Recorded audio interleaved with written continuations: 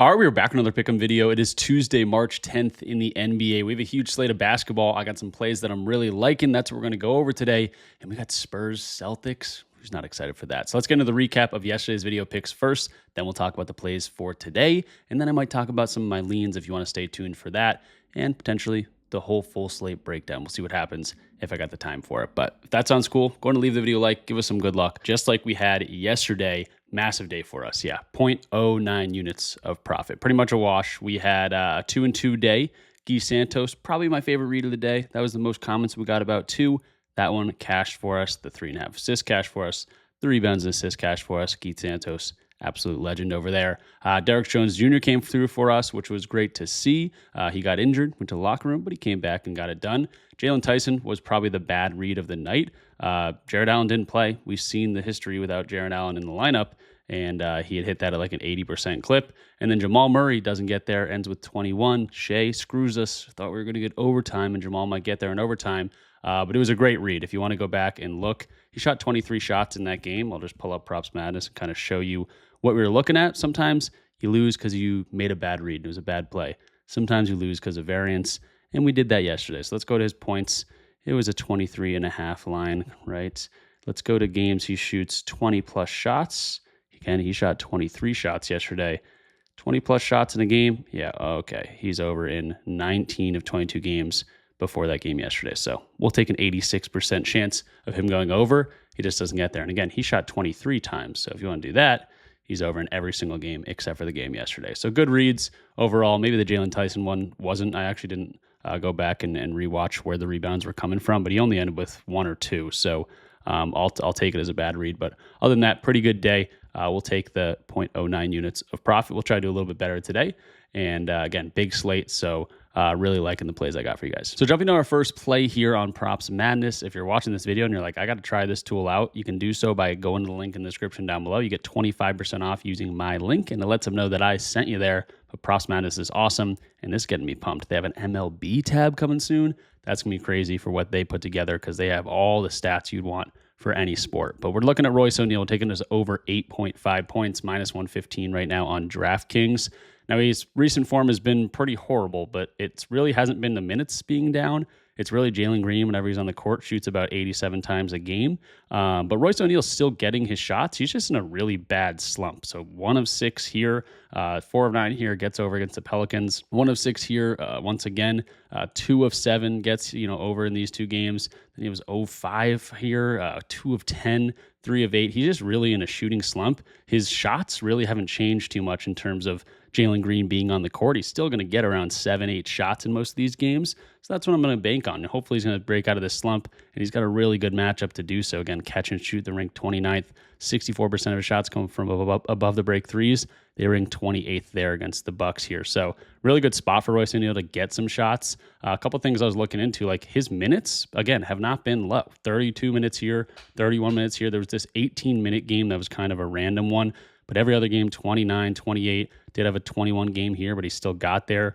25 back on February 21st, and he had a 46-minute, 27. So he's still getting around, 25 to 34 or so minutes. And that's kind of exactly where Props Madness has his minutes, 24 to 34 minutes.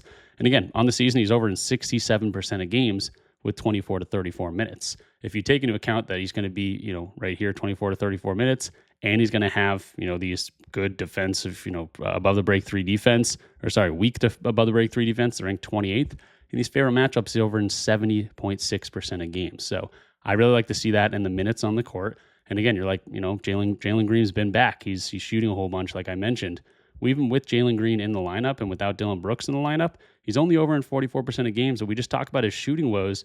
We can see he's still getting pretty much the same amount of shots, maybe 1 less shot per game, 8.3 season average, as opposed to 7.2 that he's getting without Dillon Brooks and with Jalen Green in the lineup. And again, Grayson Allen's going to be questionable here. No Mark Williams. So that's other things to add into this. But if he's going to get 7.2 shots here, just looking at the entire season, let's go to like field goals attempted. Again, we're looking at the entire season. If he's going to get 6 to 8 shots, we'll narrow it down right in the middle. He's still over this in 63% of games. And he's been, again, that's not even taking into account these really good catch and shoot matchups, 6 to 8 shots with the weak above the break 3 defense, still over in 62% of games. So the shooting woes have been there for sure. That's why we're getting the low line that we're getting. But if he can finally knock down some shots in a really good matchup here, I like our chances to go over. So Royce O'Neal, the last time we went to him, did come through for us, knocking down some threes. But I like him in this spot for 8.5 points. And you can honestly look at the threes if you wanted to, but I'll ride with the 8.5 points for the minus 115 price tag. Moving to the next play, it's going to be an under on J Huff, 14.5 points, minus 105 is the price. And I think we're getting the 14.5 line because of the volume J Huff's been getting recently. Only 22 minutes here, but shot 15 times, 13 shots in 33 minutes in this game. 13 shots in 25 minutes, 28 minutes here, and only shot 6 times. So his shot volume is all over the place. Yes, there's a bunch of injuries today, but I will note that Obi Toppin is back in the lineup. Now, he's done this with Obi Toppin back in the lineup recently, but I still think J Huff's not going to be a super volume shooter here, especially considering this matchup against the Sacramento Kings. Sure, he could knock down some threes in this matchup. If he's shooting 4 of 10 from 3, then we might be cooked in this line. But at the same time, a lot of guys are going to have really good matchups against the Kings. And also 39% of his shots come right in the interior. The Kings have not been allowing a whole bunch of points right in that restricted area. So I think a lot of this volume is going to have to come from the 3-point line for J Huff. And he's got to knock down all those threes. So 14.5 points, that's 5 threes if he doesn't do anything else. I'm not saying he won't do anything else, but I'm liking our chances of, having to have J Huff shoot and knock down, 3 threes, 4 threes to have to, try to get over this line. And it's not like he's crushing this line in a lot of these games either. So Kings, he's got a great matchup, but a lot of people have a really good matchup.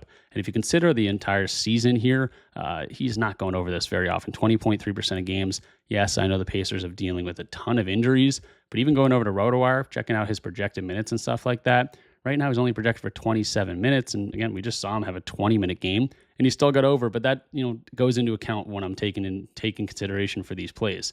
Let's go to games that he's going to get these suggested minutes here, these projected minutes. 19 to 29, only over in 20% of games. Even if he's going to get 24 to 29, he's still only over in 26% of games. So he's got to be really efficient in the time in the court that he's going to get this kind of stuff. Is he going to shoot 15 times? If he does, it's probably a bad read, but I'm considering this might be a great matchup for a lot of guys to score the ball, and I think a lot of other guys are going to shoot the ball here. So I like our chances here, even taking away all these filters, going to head-to-head. He's actually already played these guys once this season, and he played 31 minutes in that game, only shot 5 times, and even got to the free throw line 6 times and made them all. Only had 8 points in that game. So I don't consider this a great matchup. A lot of things have changed for the Kings and the Pacers. I understand that. But at the same time, J Huff's got to be really efficient. And even in the games he's been, really aggressive and really efficient, still only creeping over this line just a little bit. So I'm liking our chances here. I like the price at minus 105. He's got to be really good to go over this line. So I'll take our chances on the under, despite, a good matchup. Not interiorly, but from the 3-point line. But again, a lot of guys are going to have a pretty good matchup here against the Kings defensively, who are pretty bad. So I'm taking the under on J Huff. Maybe he, crushes us once again, but he could score 14 points and we still win this thing. And that'd be a pretty good game for J Huff. And again, considering all the injuries, there's no Siakam, right? He's still only over in 2 of 9 games without Siakam. There's no Furphy, still only over in 27% of games without Furphy. So even with all these injuries to the big guys on the team or whatever it might be, he's still not going over this consistently. Yes, he's been great the last 3 games. But again, I like our chances on the volume not always being that high and him for being that efficient in this game against the Kings. And then another under I'm considering here is DeMar DeRozan. This is in the same game, under 3.5 assists, minus 106 is the price here. He's not getting a ton of time in the court. I will say he's been diming up a little bit, but if he's going to only get, the suggested minutes today, going here, expected 19 to 29 minutes, for the entire season, he's only over in 42% of games when he gets this much time on the court.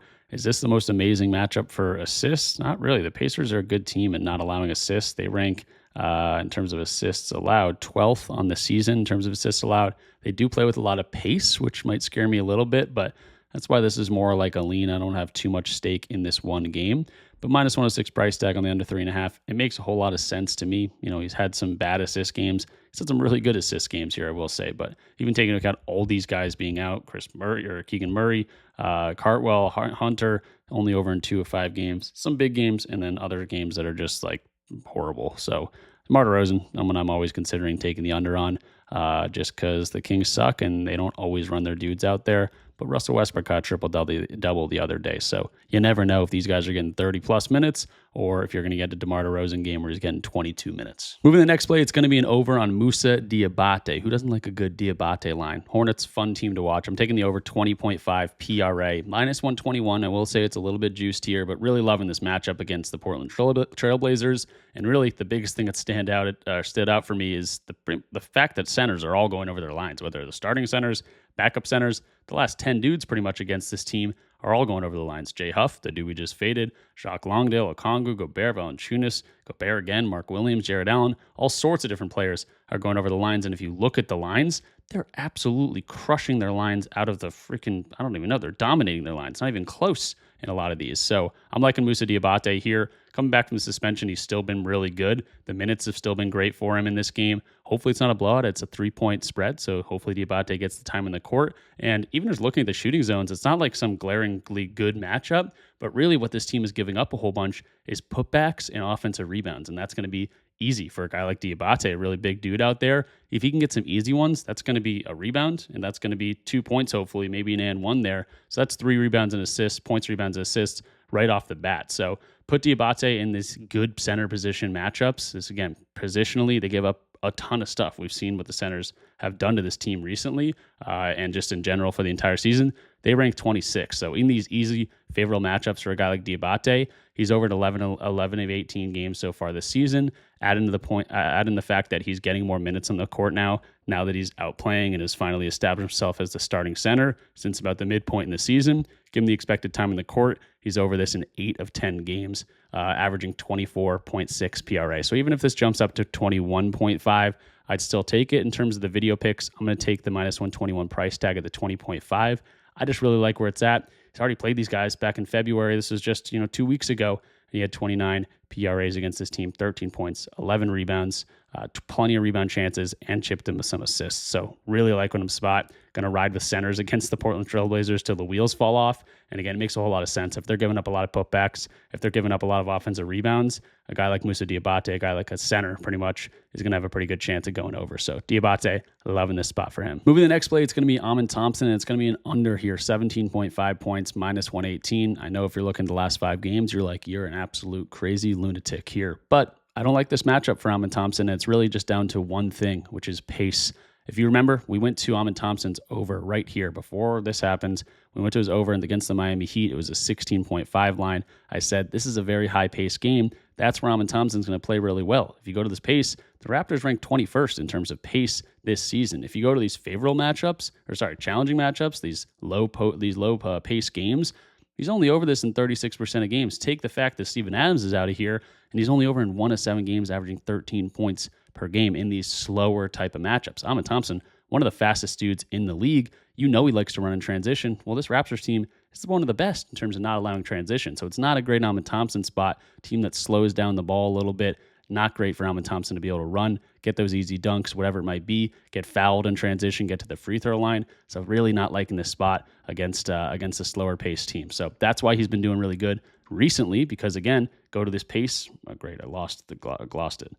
Right here, if you go to these favorable matchups in terms of pace, Thompson's an absolute stud. That's why, again, we went to him in that Miami Heat game, and he's had a couple more of those games recently here. Now, he did get over against the Spurs. They rank 13th in pace. That's more middle of the road. But he also got to the free throw line 8 times, and Thompson knocked down 7 of them. He's not a very good free throw shooter. So is that an outlier? Maybe, maybe not. But at the same time, this is one of the best teams at not allowing a whole bunch of transition. If it's going to be a tough pace game, it's going to be a tough transition game. It's not going to be a great game for a guy like Thompson. So love the dude. He's on my fantasy team, but I'm taking the under 17.5.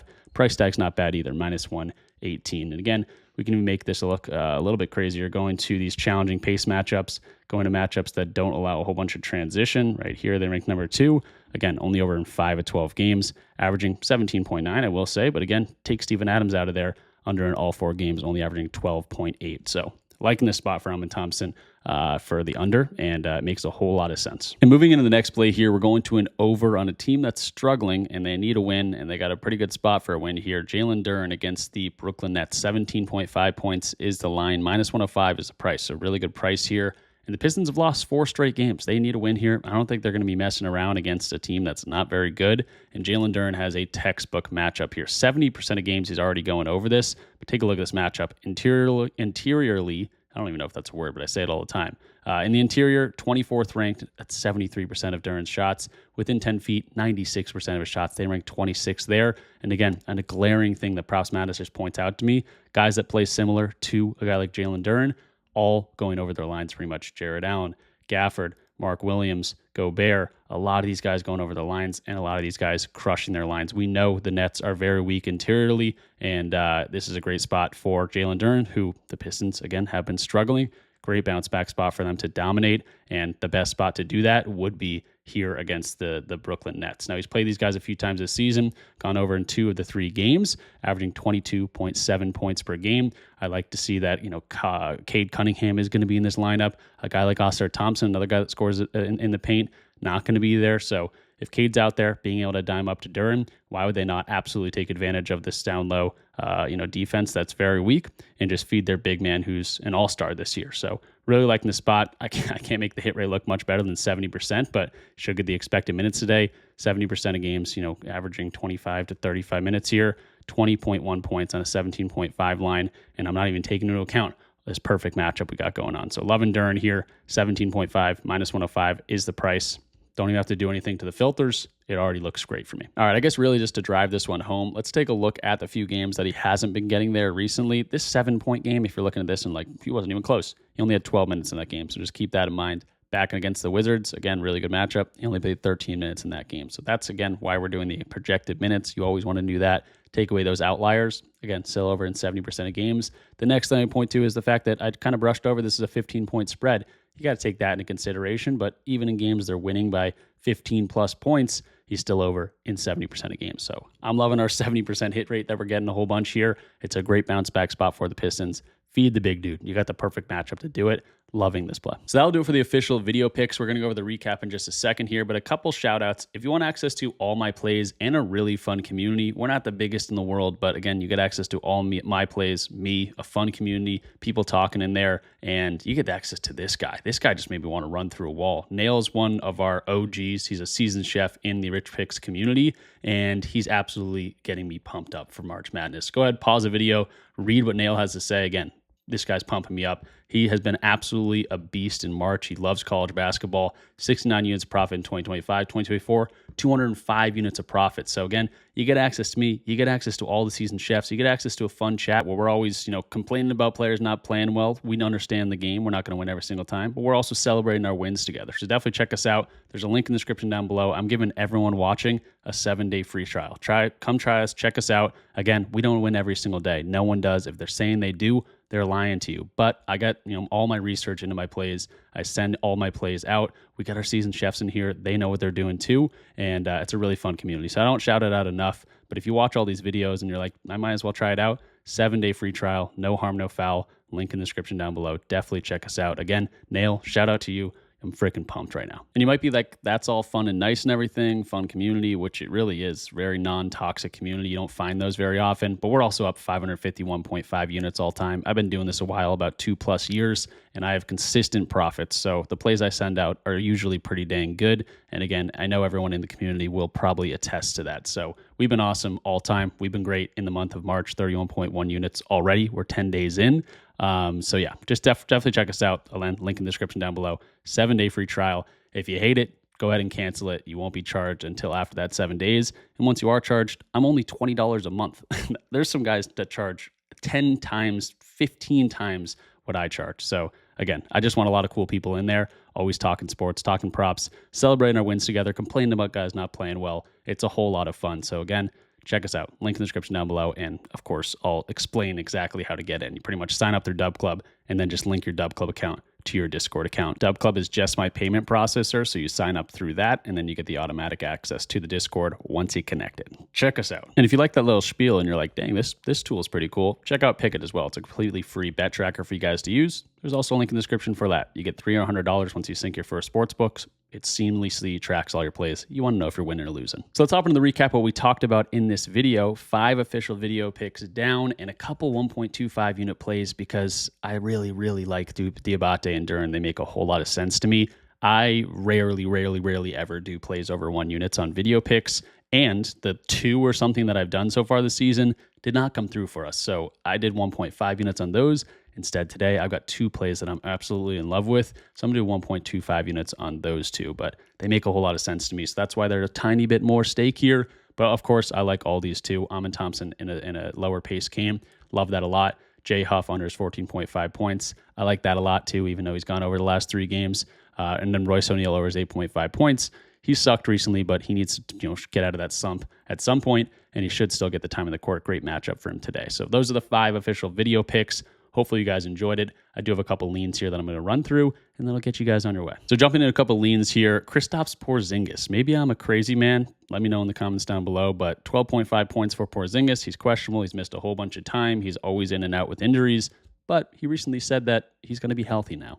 Am I going to believe him? I don't know. I guess we'll find out tonight, but he should play. He's probable, questionable, probable. Probably will go out there and play. He's got a really good matchup here against the Chicago Bulls. Hasn't been playing much time on the Warriors just yet, but again, really good matchup. And he's literally textbook matchup. Post up, spot up, transition. Perfect matchup to go up against the Chicago Bulls. He's already played these guys. One of his best games this season was against the Bulls back in October. But Porzingis, a tough guy to trust, but at the same time, if he's going to come out and say, I know like this is hard to hear, but I'm going to be healthy now. I really feel that. Go ahead and look up the quote. This guy does seem a little bit motivated, so I'll believe him. He's a former Boston Celtic, and perfect matchup for him to go out there. If he can get 20, 25 minutes on the court, I really like this chance for him to go over the 12.5 points. And while Porzingis has his question marks to make him really a lean, Luka Doncic, 31.5 points. I was this close to making this an official video pick. Honestly, I still might. We'll see what happens here while I talk about it. Sometimes I talk myself into it. But yeah, 31.5 points. This is a play that I'm 99% sure probably going to take. 31.5 points, minus 118 is the price. Against the Timberwolves right here, 30th ranked in pick and roll ball handling. We know how this team operates. They do not allow these other guys to shoot threes, and they allow these high usage players to cook. That's why we allow a whole bunch of free throws. That's why they allow a whole bunch of pick and roll ball handling, literally dead last. So these high usage players, a lot of these guys are going to go over their lines. James Harden plays like Luka, scores like Luka, 24.5 line back in December. He had 34 points against this team. How did Luka play against this team back in October? 49 points. Now, this was a long time ago, but Luka's been pretty dang good. We got a question tag for LeBron James. So 31.5 points. This dude's been hooping pretty good. Give him a good pick and roll ball handling defense. We'll see right here. Again, ranked 30th. Favorable matchups. He's over in 71% of games, averaging 34.5 points. So, yes, you're right. I did completely talk myself into doing this. I can never help myself. I usually want to say I only give 5 official video picks, but this will be the 6th. I have to do it. Luka, fun guy to bet on, and this one makes too much sense. Great pick and roll ball handling matchup for him. This team just allows those high usage players to cook. They're not a bad defensive team, but that's kind of their MO. This is how they operate. That's how they're a pretty good team. And if Luka wants to score 40, he can do so, but the other guys are going to have tough times getting theirs to fall and getting open shots. So Luka, do your thing, get a whole bunch of usage, shots, and volume. Love this hit rate. Potentially no LeBron. He's already killed these guys once this season. Makes too much sense not to go to it. So it was supposed to be a lean, but let's make an official play. I'll pop it in there. So that will really do it for me. It was supposed to be 5 picks and 2 leans. Couldn't help myself in the Luka play, so he's going to be in the official plays. So we got 6.5 units down on the NBA today. Hopefully you guys enjoyed the video, and if you did, smash the like button. Give us some good luck. Comment something down below. It always lets YouTube push this video out a little bit more. I love reading all your comments. It makes me feel like I'm doing something right. And of course, if you're new around here, go ahead and subscribe. We do this each and every day. But yeah, last thing, I'll shout out the Discord community once again. Check us out. I just sent out all the Discord plays. Of course, you get access to the YouTube video picks first, but throughout the day, I'll send more and more plays throughout the day. But yeah, check us out. 7-day free trial. You get access to all these seasoned chefs. Pizza Poppy, shout out to you. You've also been on fire, but Nail, you got me running through a brick wall, my man. He's absolutely pumping me up for March Madness. Again, 7-day free trial for anyone. If you want to check us out, the Rich chat is always fun. It's a non-toxic community. Again, we don't have a million people in here, but we got a really tight-knit community, and it's a whole lot of fun. So check us out. Again, how many times am I going to say it? 7-day free trial right here. Sign up through DubClub down below. So let's have a good day. Like always, good luck with all your plays, and I'll see you guys in the next one. Peace out.